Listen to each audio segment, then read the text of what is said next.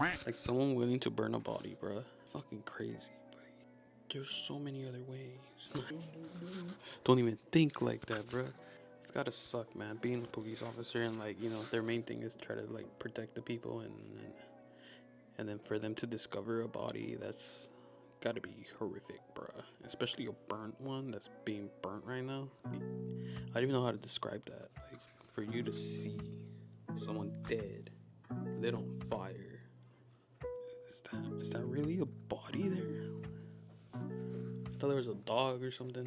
Do you think it was the guy that called it in? I've called in stuff like this before. I remember this one lady who was yelling like off the freeway, and like I heard her say, "Help me!" like loud, like crying for her life, pretty much. I called 911 and I let them know what I heard. They were investigating me through the phone. Like, what the freak? You know, I got freaked out. Time I did give them all my information, and I'm like, dude, like, what if some shit happened and now I'm a suspect? So then, you know, I told one of my coworkers in the past. He told me like, yeah, every time you call 911, you know, just do anonymous. Otherwise, like, you're gonna be the first person that they're gonna talk to if the thing that you reported was, you know, some crazy incident that happened, and you're the only person that they have on file for it. And I'm like, oh shit. So ever since then, like, I've called 911 already a couple times. I saw a car lit on fire. I saw the guy just take off. I called it in. I said I did anonymous. I told him where it was at. It was like right by the school. And this other time, it was like some weird stuff happening, and I just called it in. There's this one incident, like some older lady. She was like, how can I say this without describing my job? Damn. Okay, let's just say there was some older lady that I ran into before, and she told me to come back another day, right? So I did. Came back a month later, and I saw this one lady. She had like a nurse get up, right? And I was like, okay, she's an older lady. Maybe she got somebody taking care of her now. And all of a sudden, like, she's acting kind of weird, and I'm talking to her, and then she was like, oh no, she can't talk right now, she's busy, this and that, right? And then like she looks back, and I saw like some dude just run boom back, and I'm like, okay, let's just say they were different ethnicity. Like the person that I talked to was like an older white lady. And, you know, I'm like, what the hell? Okay, maybe she has her boyfriend there, you know?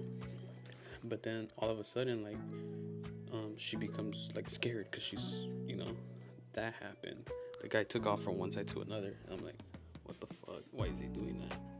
So I'm like, okay, maybe they're doing stuff, like relationship stuff inside the house, and the old lady's like chilling. Like, you know, you get me? So I let it be. But I felt so off. Like literally that day, I was just thinking about that the whole entire time. I'm like, damn, that's kind of messed up. Like the old lady's in the room, and this chick over here pretending to work, and she has a boyfriend inside the house. And I didn't call it in. I just had like a weird gut feeling, right? And then like it was Friday when that happened. Monday I go back to work, and everybody was talking about it, like an incident that happened. Like some old lady was being tortured for 2 days in her house, like Saturday, Sunday. And I'm like, holy shit. I told my coworker, I'm like, hold up, like, don't tell me where it's at, but is that place like near this one street and it's a corner house? And he tells me, yeah, it is. I'm like, oh buddy, I freaking knocked on that house, and you know, some lady was in there. She had her whole, like, a nurse get up, and she told me that she couldn't talk to me right now. And I saw some dude run right behind, like, the door.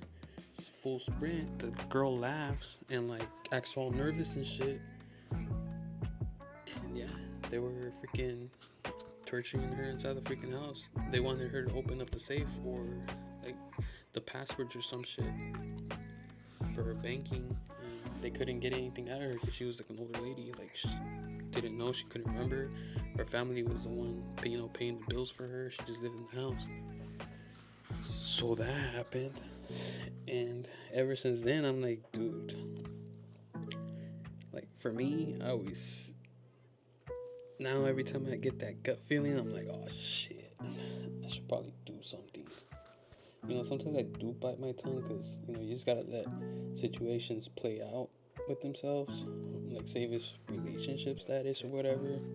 Of course, if I see something, like I'm gonna try to prevent it.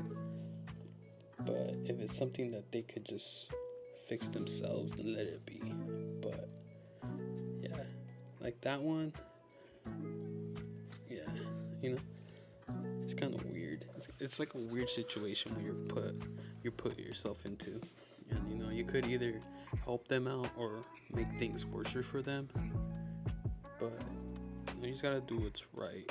But ever since then, I'm like, I gotta call 911. I'm gonna do anonymous, bro. Cause think about it. What if I would have called? What if I would have called when that old lady was being tortured? Right? I could have saved her. Like, she was okay, but 2 days being bound and gagged and beaten, trying to open up a safe. Like, yeah, I could have saved her from that situation. But say if I would have called it in, um, cops come in there, they knock on the door. Like, those people, like, they left her alone because no one was there, bugging her and doing all that. But I'm pretty sure it would have been a standoff and things would have gotten a lot worse. She's okay. Like, she was okay afterwards. Like, nothing, like, yeah, she got tortured and shit, but she's alive. But say if I would have called, maybe she wouldn't have, because they would have held her hostage, and I'm pretty sure those guys, yeah, yeah, if they were willing to do that for 2 days, like, they weren't planning